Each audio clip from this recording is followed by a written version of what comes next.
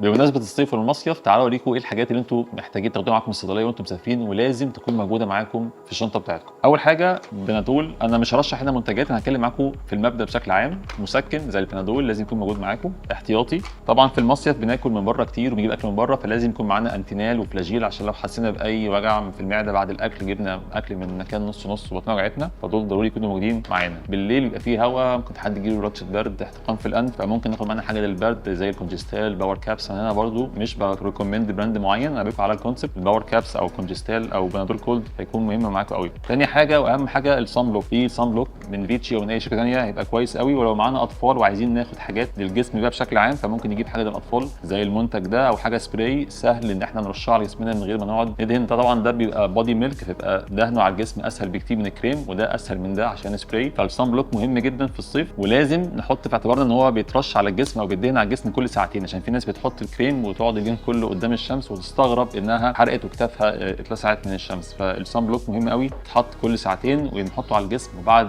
ما ندهنه ب 20 دقيقه 30 دقيقه نبدا نتعرض للشمس. انا واحد من الناس اللي نسيت اخد معايا حاجه اللي هو افتر سان كريم او حاجات للحروق الشمس. اول حاجه ممكن تاخدوا معاكم حاجه زي الدرينج لوشن، ده هيبقى لطيف قوي لو حد حس ان كتافه الشمس اديتها حته لسعه زياده، بيعمل سوذنج افكت ويبقى لطيف قوي. ومهم قوي ناخد معانا كريم ترطيب زي البانثينول. لو الافتر سان كريم يبقى غالي شويه، فممكن البانثينول مع البرينج لوشن يبقى ميكس ممتاز للناس اللي بتعاني من الصن بيرن او الحرقه بتاعت الشمس لو الصن بلوك ما عملش اللي احنا عايزينه كنتيجه. طبعا مهم قوي البودي سبراي عشان الجو حر، والناس اللي الميه بتاعت الشاور اللي بيبقى فيها ملح عالي او كلور في المصايف بتعمل مشاكل، فممكن بعد الشاور ناخد حاجه زي بديل الزيت او بلسم، عشان كتير قوي الناس بتحس ان شعرها بينشف وهي في الصن بلوك. فدي الحاجات الاساسيه موجوده معانا في الشنطه بتاعتنا. ومهم قوي الناس اللي عندها ضغط، سكر، غده، اي مرض مزمن وانت مسافر اتاكد ان انت معاك جرعه تكفيك الاسبوع اللي انت طالعه، لان كتير قوي بشوف ناس بيكتشف ان هو وهو في الطريق، حتى في وسط الطريق، الدواء اللي معاه هيكفيه يومين ثلاثه بس. فضروري الناس اللي عندها امراض مزمنه تشيك على الجرعات الدواء بتاعتها، ولو حد عنده ضغط او سكر ياخد معاه برده جهاز الضغط والسكر عشان يقيس وهو في المصيف باستمرار، طمن على نفسه.